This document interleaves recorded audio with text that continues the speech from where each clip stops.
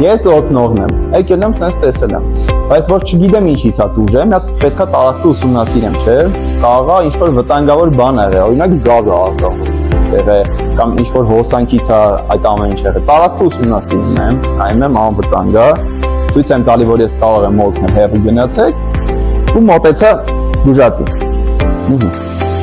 Մոտեցել ենք տուժածին, ամենաառաջի բանը, որ պետք է ստուգենք, դա իր գիտակցությունն է։ Այսինքն շատ հնարավոր է այս նույն դեպքում մեր դուրսը մարդ պատկասում էր փոթերի մեջ, իր համար քննածի մեջ,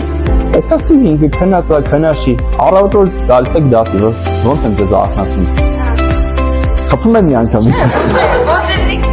Բուդիլնիկը, այսինքն ինչ-որ ձեն է, կամ ինչ-որ մեկը գալիս է տնեցիկից ձեն է, չէ՞ տալի։ Ձեն են տալի, չեք զարթնում, հետո նոր գալիս են զարթնի, տենց են, չէ՞ անում։ Այսինքն մենք ազդակ ենք տալի ուղեղին, որ ինքը հասկանանք, արդյունա թե գիտակցություն չկա դրա համար այտենց աչքերը փակ պարկած։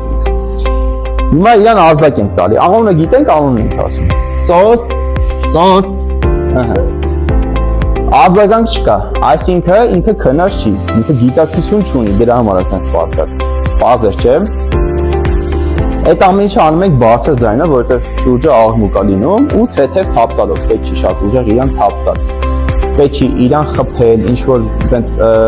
գործողություններ, որ իրան կվնասի։ Ու այդ ամեն ինչ նորմալ է։